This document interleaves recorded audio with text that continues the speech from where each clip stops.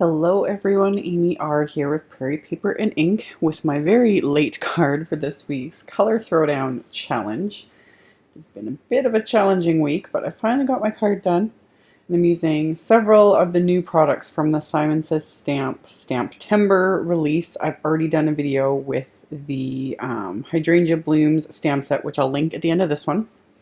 So I started off with that, the outline image of the Hydrangea Blooms from that set, and I was stamping it onto this piece of Canson XL watercolor paper, and I had already coated the watercolor paper with my anti-static powder tool, and then I stamped the hydrangea multiple times with Simon Says Stamp clear ink, and then I was using detail white embossing powder, and it was just a matter of the size of the paper. I was able to stamp it 4 times. I had a vague idea. I get asked a lot what my thought process is, so I try and share it with you guys, but sometimes hard to explain. But I had a vague idea of what I wanted to create, so I did that, and then I had set it aside after coating it. I didn't even heat it yet. And then I had a second piece of the paper, and I did the same thing, treated it with the anti-static powder tool. This time I stamped the You Matter background with the same clear ink, and then used the same detail white embossing powder. And then I'm heating that all up with my heat tool until it is completely melted, which with a big piece like this for a full background, it takes a little bit more time. And then while the heat tool is still hot, I quickly heat set all of those hydrangea blooms that I'd stamped. So once I've got everything embossed, I have 2 hard boards or masonite boards, same thing, in my stash. And I'm going to tape these pieces down to that, and that taping them down just helps it to keep from warping as much when you're watercoloring. So I use painter's tape for that. Painter's tape is one of the best. There's also frog tape, which I've heard is better. I've never tried frog tape yet, but I don't have a problem with painter's tape. And painter's tape releases a little bit better so that you don't tear your watercolor paper. So I taped down both these pieces, and I had to use 2 boards because that one piece with hydrangeas was larger. If I'd cut it in half, it probably would have been fine. I could have fit both on. But I used 2 boards, and then I made sure with that background piece that I didn't put the tape too far in because I planned on die cutting it with the largest die from the Simon Says basic rectangle size. So once I was sure I had everything the way I wanted it, for the background I kept it super simple. I just used a wide flat brush and clean clear water, completely saturated the watercolor paper first with the clean clear water, and then I quickly went over it with one of the blues from my Mission Gold watercolor set. I was going to do like some color mixing, maybe do a splatter effect, and then decided to just keep it simple because I was going to go a little more in depth with the hydrangea blooms. So for my first one, I was experimenting here. So I did the same thing with the wide brush. I applied that across the image just to get everything nice and saturated. And then I mixed up a couple colors. There's like a pink shade, and it's almost like a coral shade in the color challenge this week. And that's what I wanted to use for my blooms. And for this one, I started applying the color, and then I couldn't leave well enough alone. And I started pulling the color out and basically completely filling in the flowers. That is something I still struggle with. And you're going to see here, so I did that, and I was like, it's not what I want. So for my second one, I did what I planned on doing and I struggle with, is I just dropped the color in. I got it all wet first with the clean clear water. I'd pick up the color with my brush, and here I'm using a silver size 4 brush. And just basically just dropping the color in, which all that means is you're just picking up the color with your brush and then you're tapping the brush to the image. And because it's already wet with the clean clear water, the color naturally starts to move. So I did that, and I didn't play with it as much. I didn't move the color around as much. I kind of let it do its own thing. And I also picked up a little bit of green and very lightly went around some of the edges because if you look at a lot of hydrangea blooms, a lot of times they'll have greens in them. Sometimes they'll be blue and purple. Sometimes they'll be pink. It all, anyone who knows anything about flowers, I guess it has a lot to do with pH, the soil, all that kind of stuff. But the one thing I do love with flowers is you can be a lot more free with it and kind of do whatever you want, in my opinion, anyway. So I was very cautious though adding the green, because when greens and like reds or greens and pinks mix, they can naturally go muddy. So I was really careful with it, tried not to play with it too much, and just applied the color and was letting it dry naturally, which it always kind of looks not the greatest when it's wet, but you have the patience, you let it sit. I've said this in previous videos as I've been experimenting more and more with watercolor. Patience is not my strong suit, but let it sit, let it do its thing, and it starts working. So as it was drying, I decided to pick up some of that same blue I used for the background And I just went in and did all the little centers just to kind of pull it in with the background. I don't think with these ones, if in real life, I don't think they would have had blue centers. They probably had more green, but I did what I wanted.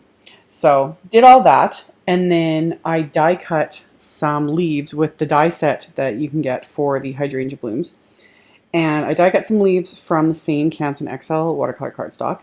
And then I took a piece of that painter's tape, flipped it upside down so the sticky side was facing up, taped that to my hardboard so that I've got that piece sticky side up so I could attach all these leaves so I didn't have to hold them, and then I just watercolor them. There are leaf stamps in the set. I could have stamped the leaves and then die cut them, but I just wanted to watercolor them just for everything to kind of go, you know, a little bit better, and this was super quick and easy. So I just quickly applied several different greens and then quickly heat them with my heat tool. And you can see I was just able to pull them off of that tape once they're fully dry, and then I'm going to peel off all of this painter's tape from everything. Once I've got everything peeled off, and I don't have to worry too much about it tearing or anything, like I was pretty rough with when I peeled off. If you're wanting to be more careful, you gently just peel it back on itself. But because I already knew I was die cutting all of this, I wasn't too worried about it. So I peeled off all the tape, and then I saved a couple pieces of the tape so I could tape these dies into place. So I'm using the largest die from the Simon Says Basic Rectangles set, and I lined that up onto my background here. And this die is, yeah, like I said, it's the largest, so it's an A2 size die. It's 4 1/4 by 5 1/2, so the size of a full card front.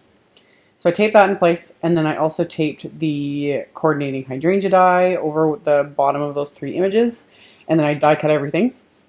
So I've got my blooms. I decided to only use those bottom 3 blooms. I didn't like how that top one turned out. So I'm using those bottom 3 for this card. And then as I was like figuring out my layout, I decided to cut a piece of vellum just to kind of soften the background a little bit. It gave it that little extra something. Plus it gave me a space to stamp my sentiment. And that's from the You Matter stamp set and then the You die. So I die cut the You from some white cardstock, and then I inked up the sentiment I wanted to use with it with the same clear ink. And I had that vellum already lined up, everything kind of in place, so I knew where I was going to put everything. And then I did the exact same thing. I stamped it with the clear ink, and then I'm embossing it with that detail white embossing powder, and then melting it with my heat tool. And then for the actual die cut U, I die cut it multiple times from a scrap of cardstock. So I ended up die cutting it 4 times because it just happened to fit 4 times on that piece of cardstock. I pulled 3 of them out, and I left the 4th in the scrap of cardstock here. And I grabbed 2 distress inks to start sponging. I kind of wanted to create like an ombre look. My initial thought was to either die cut this from black cardstock or do my standard just die cut it from white and leave it like that. But I was like, ooh, this would really tie into the colors if I did them in similar colors to the flowers. So I used worn lipstick and spun sugar distress inks and just sponged those onto that die cut there, keeping the worn lipstick towards the bottom, the spun sugar towards the top. So I've got this really pretty pink ombre sentiment here. And then I adhered all 4 of these together with my multi-medium matte adhesive from Ranger. So I stacked them all together with the white ones underneath this ombre one. So got them all stacked, got them all lined up. So it's, yeah, four layers thick. So it's got a decent weight to it. And then for my layout, I was going to put flowers in each corner, like opposite each other.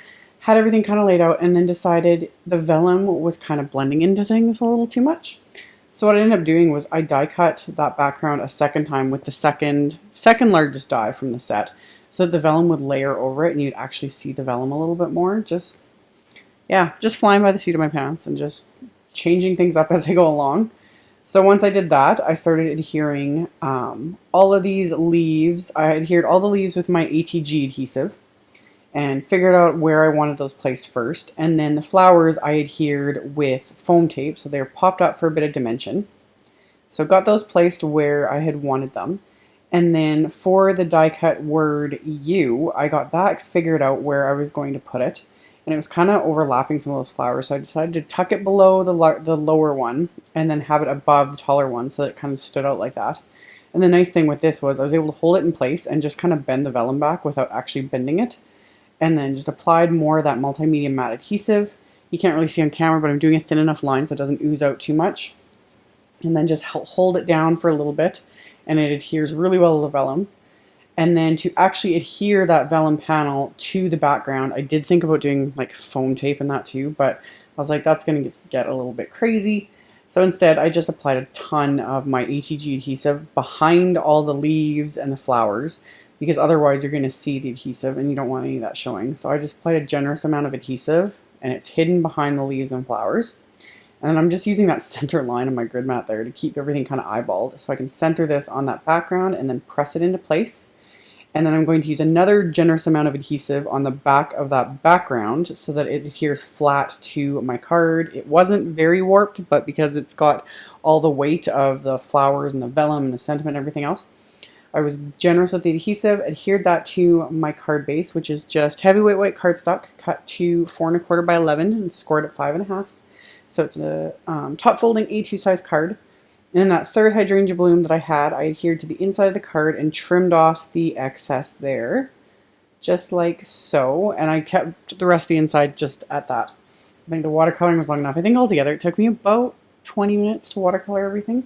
So it didn't really take that long to make this card, but as usual, I was flying around and I was trying to beat the kids' nap time before they got up. That was why this video is a little bit jagged, I guess you'd call it. So as a final embellishment, of course, I had to add some Pretty Pink Posh Sparkling Clear Mix sequins because they're just gorgeous, just to finish it off.